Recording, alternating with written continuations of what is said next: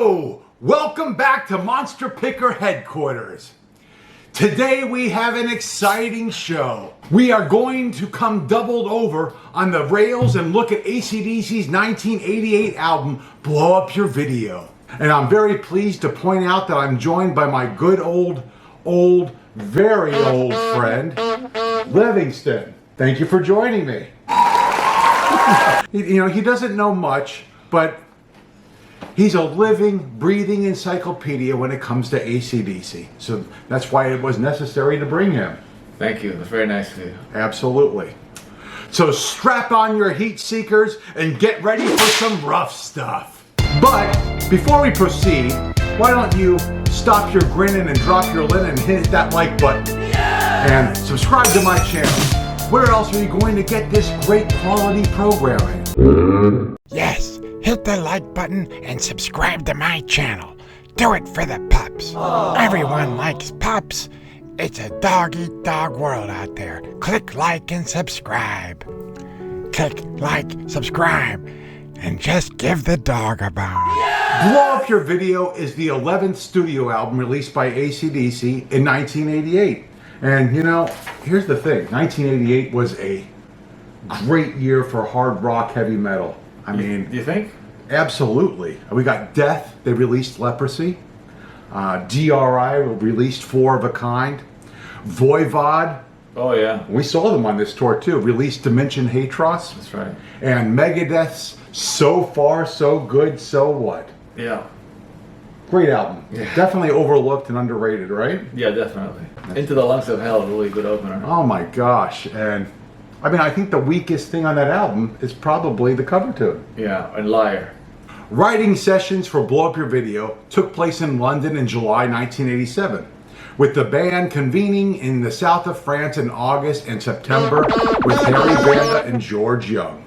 The production team behind some of the band's early killer albums such as Let There Be Rock, Power Age, and If You Want Blood, You Got It.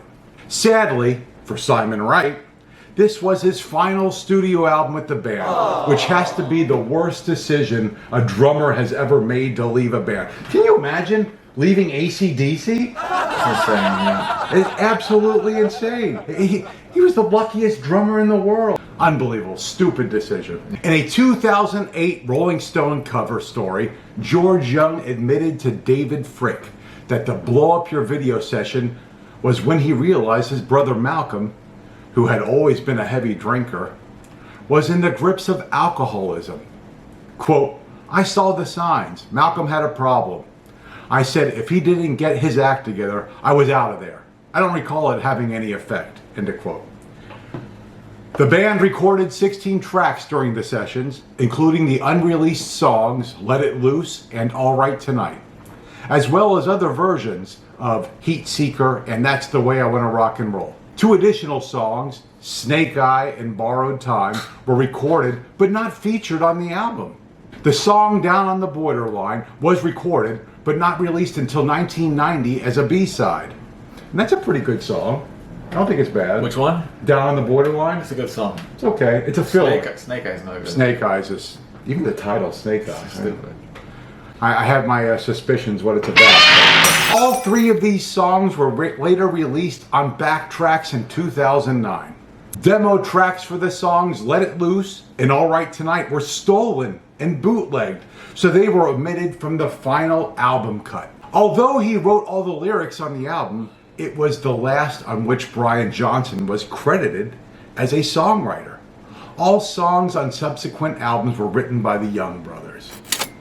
The title of the album was taken from a line in the song, That's the Way I Want to Rock and Roll. In 1988, Angus Young explained the title to MTV Australia. Quote, we were probably a band that's best seen in a live situation. And that's how the title came about. 'Cause everything's automatic these days. A kid can flick on the button on a TV, he's got a remote control, and he can zoom through everything and get it coming, in and from all over the world. You can turn on your radio and get rock, coming in from America. For us, the best thing as a band, it is always, we were great on stage. The band began a world tour in Perth February 22nd, playing 16 dates in Australia for the first time in 7 years. The band played live 4 tracks from Blow Up Your Video on the tour Heat Seeker. That's the Way I Want to Rock and Roll, Heat Seeker, Nick of Time, and Gozo. Wow, they played Gozo live. You know, I think there was a riot in Australia because they were not a ticket to sold out. Oh my gosh. I think, I'm not sure. On the eve of the North American leg of the tour, a long stretch that would run from May to November, Malcolm Young decided to leave the deal with his alcohol addiction. Unlike Angus, who had always been a teetotaler, Malcolm enjoyed drinking, but in recent years, it had escalated to the point where it began to affect performances. Speed it up already. I think I need a drink. By April 1988, Malcolm recognized he had a problem. And ever mindful of his former bandmate Bon Scott's premature passing, he began attending AA meetings. Confessing to VH1's Behind the Music in 2000, quote, "My drinking overtook my whole thing. I felt like Dr. Jekyll and Mr. Hyde. I had a talk with Angus. I was letting people down. I wasn't brain dead, but I was just physically and mentally screwed by the alcohol," end of quote. Filling in for him was Malcolm and Angus's nephew, Stevie Young. However, Malcolm did manage to shoot the promotional videos for the album. And I remember when we saw them on that tour, you couldn't even tell. They looked identical, looked just like Malcolm Young. Yeah. I don't think anybody knew. I mean, we knew. I think I told you, look, it's Malcolm, he's back. We both thought, like, what's going on here? We heard stories. This is pre-internet days, so you couldn't really, there wasn't that up-to-date, up to the second information release. Just like him. Looked just like them. From a distance, right? Yeah. After their last few albums underperformed commercially, this tour brought AC/DC back into the spotlight. The album was the band's biggest selling album of new material since For Those About to Rock, We Salute You, being certified platinum in the US. And this is an interesting question. How many AC/DC albums have reached #1 in the United States? 2, right? 3. Nate. This guy sucks. He doesn't know anything about AC/DC. What's the other one? Black Ice? Good. Wow. And this one, right? Power Up? That's why I told you. He is, Livingston is the authority, encyclopedia of AC/DC. Yeah, but- I had to look this up. He knew it. You guys should talk about Snoop Dogg instead. Excellent. I didn't know. I thought maybe they had one. No. And what a surprise. Back in Black never reached #1? How crazy, huh? Biggest selling album of all time. Didn't reach #1 in the US. By a band. Yeah. I think Michael Jackson's Thriller sold more. Yeah. Who gives a shit? Get on with the review. Blow Up Your Video reached #2 in the UK and #12 in the United States. The album was nominated for the Grammy Award for Best Hard Rock Metal Performance Vocal or Instrumental in 1989. So, what do we like about the album? Maybe 4 songs. You like it more than I do, I think. Well, what did you like about it? I like Heat Seeker. That's the Way I Want to Rock and Roll. Some Sin for Nothing is good. And Ruff Stuff. This had a handful of killer tracks. Hardcore fans can tell the Young Brothers spent a lot of time developing these songs. Yeah. Tracks such as That's the Way I Want to Rock and Roll, Ruff Stuff, and Some Sin for Nothing could, to me, in my opinion, could easily have been rock radio staples and still be being played on radio today. And I think Brian Johnson's voice is good on this album. I'd say half the time is good. The other half I think is awful. At that time, I remember, we got this album when it came out. Yeah. We skipped school and went to the record store and picked up this album and listened to it.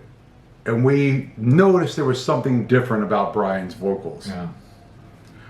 But now, how many years ago is this? This is 20, 35 years ago, 34 years ago. A long time ago. After listening to Razor's Edge and all these others, this is a pretty good, might be Brian Johnson's last very good vocal album. Yeah, I'd say he sounds good on the first 2 songs. And then after that, it's war. He sounds like he's dying. Brian Johnson. He's my favorite singer, by the way. Absolutely. My Look, we favorite love AC/DC. But on this album, We, we're big fans, but We're not going to sugarcoat anything.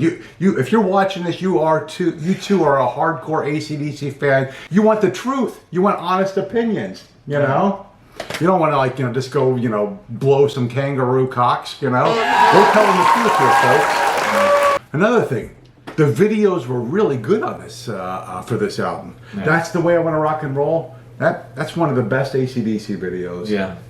You got the girl that's, because all teenage girls dream of Angus Young, She's fantasizing and dreaming of Angus Young and AC/DC seeing him at a concert.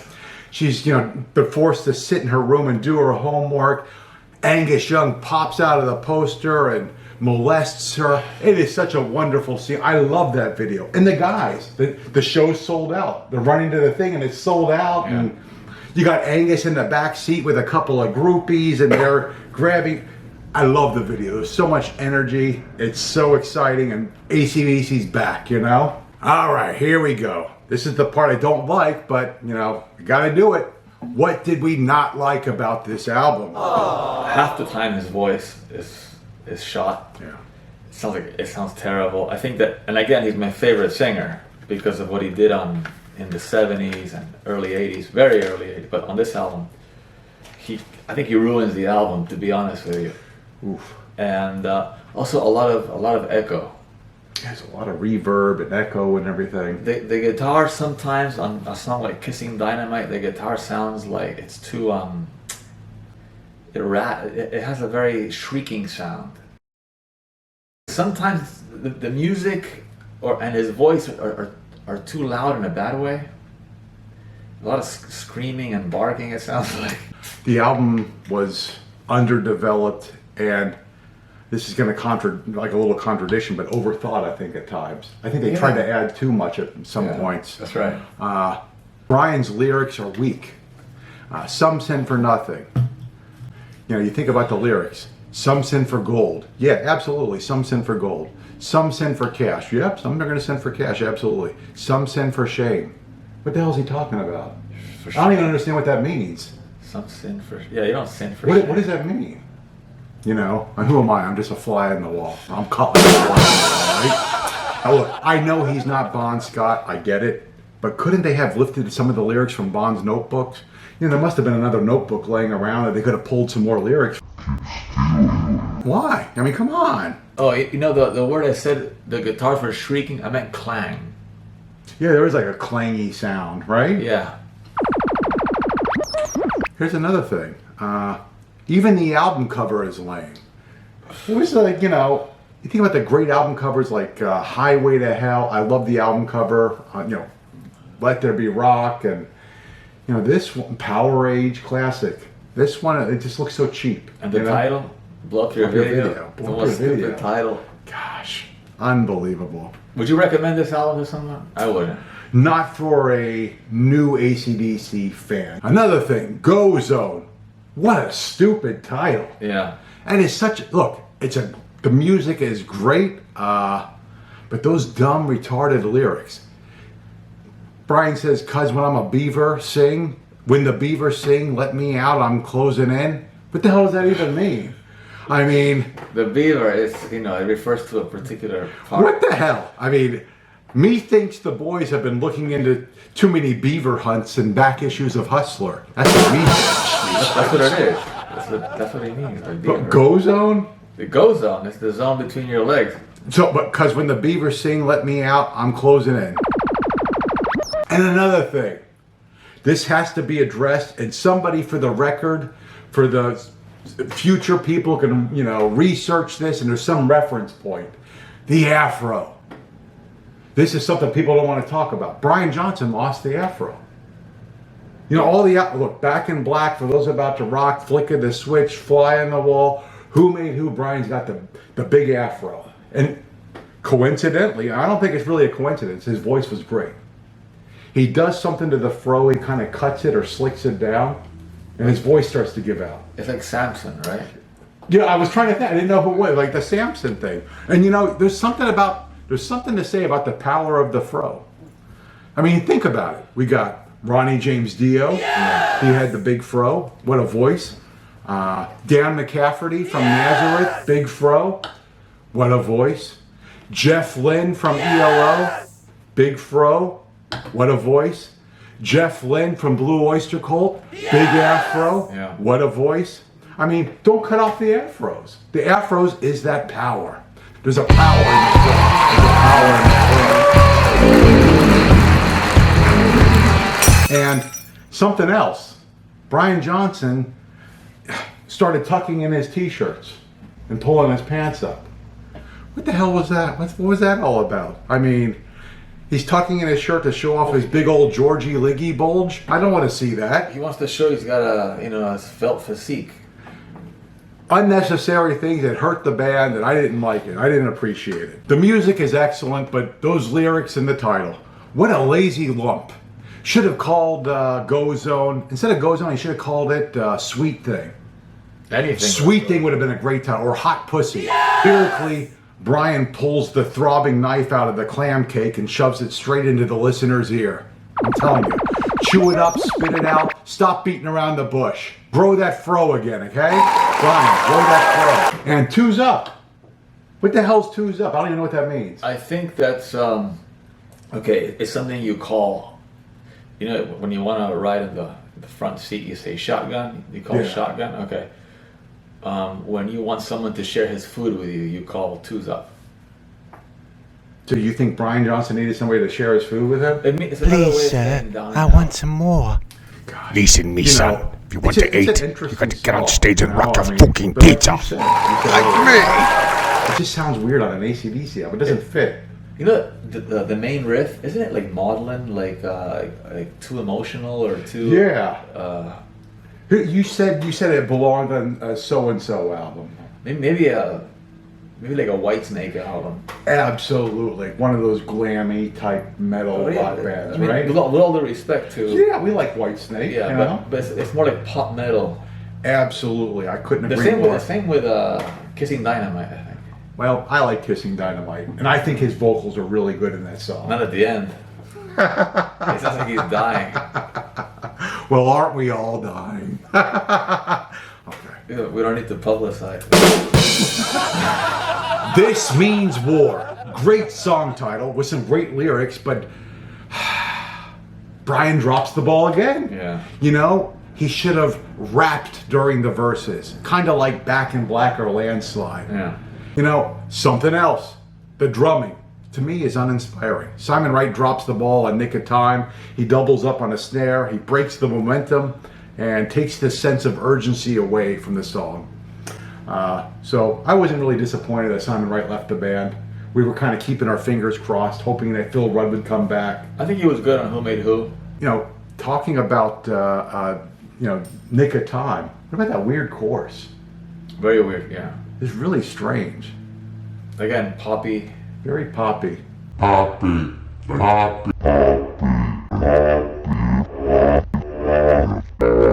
Not like mommy and poppy. I mean, just imagine if Phil Rudd had played on this album and Mutt Lange had produced it.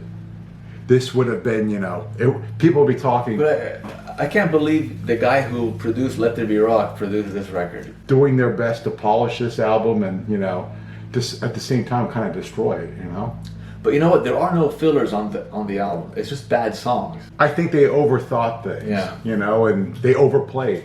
What I'm about to say, it pains me to say this. Do not enjoy saying this. This physically and mentally hurts me to say what I'm about to say. Because this is my absolute number one guitar hero, Angus Young. One of the greatest guitarists in the world. His solos are boring. Not on this all of album. them. There's one that's good. The Heatseeker solo is really good. I think he sounds tired. He sounds bored. I think he wanted he wanted to take a break. Maybe they pushed him and maybe I don't know. I mean, I don't know what was going on behind the scenes, but it sounds to me like some of the solos, he wrote them on the spot. He wasn't inspired. He just wasn't, he must have been tired. And finally, lastly, there's too much reverb, too much echo. much, the reverb. too much, man. It's too much.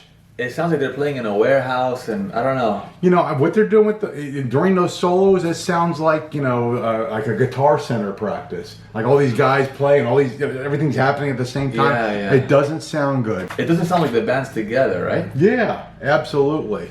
And they did well. They went platinum. This album, this helped bring the band back. Yeah. You know, this was an important album for them. Yeah. Look, we love Flick of the Switch, but commercially it didn't produce. And Fly on the Wall, it's good, but man, Fly on the Wall's good. You think it's good? It's got a couple of good songs. I wouldn't recommend it for a novice AC/DC fan. Somebody who's just kind of getting into the band. You gotta already be established as an AC/DC fan to appreciate that album. I don't even know about that.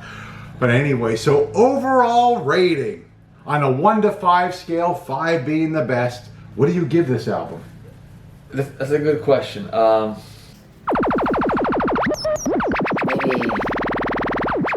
Maybe a 2. Well, 2. Yeah. Okay, I would give it a C if you got an 8. Well, you know what? I obviously have thought long and hard about this. I'm going to give this one a 3. Yeah! You know, there's something sentimental about this album. Yeah, I'm trying to be objective. I think this is the last album where Brian Johnson was able to hit some notes and sounded good. So yeah, I'm going to give it a 3. I mean, this was the last time that the young brother and young team would be together working on an album. Yeah. It should have been better. It could have been better. I think if AC/DC weren't so, what's the word? I'll say frugal. And maybe put their egos in check, they would have reached out to Mutt Lange. Or anyone else. Who, I've read in the past that he's helped them with lyrics and song development and stuff. They need that, Every great artist needs somebody to kind of like help guide them, and they need people to help them oversee things. I mean, for example, look at George Lucas. Oh yeah. The original Star Wars trilogy are classic masterpieces. Yeah. When he has no oversight, nobody, you see what happens. We get Phantom Menace. Kiss my ass, honky. Any final thoughts? Again, 4 good songs. 4 very good songs. Heat Seeker, That's the Way, Something for Nothing, and Ruff Stuff. Ruff Stuff's a good song. Yeah. The rest, I don't know. Again, there's a problem with this. It sounds like they're playing underwater or... Yeah. I like Nick of Time, I like Kissin' Dynamite too. Nick of Time. I like the maybe the lyrics are good for Nick of Time. They're very original, right? Yeah, absolutely. Something different. The thing that throws it off for me are the drums, and it's got a little weird chorus thing in that one too. Yeah. There's some weird things in here. I'm telling you, Angus Young wasn't in a good mood when he recorded this. Towards the end, Brian screaming. Oh, I think he wants to sound like Dylan. Yeah. Like Gillan. Not Dylan, Gillan. Mean Streak. Oh my gosh, his vocals in Mean Streak. Oh my gosh. Well, anyways, there's a whole other. Look, we covered it. We.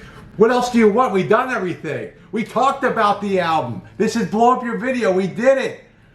Well, thank you for doing this review with me, and thank you for watching. Don't forget to click like and subscribe to my channel. And remember, when the flak is high on a bomber run, you don't talk back to an ACAC gun. Again, thanks for watching and stay safe, monsters.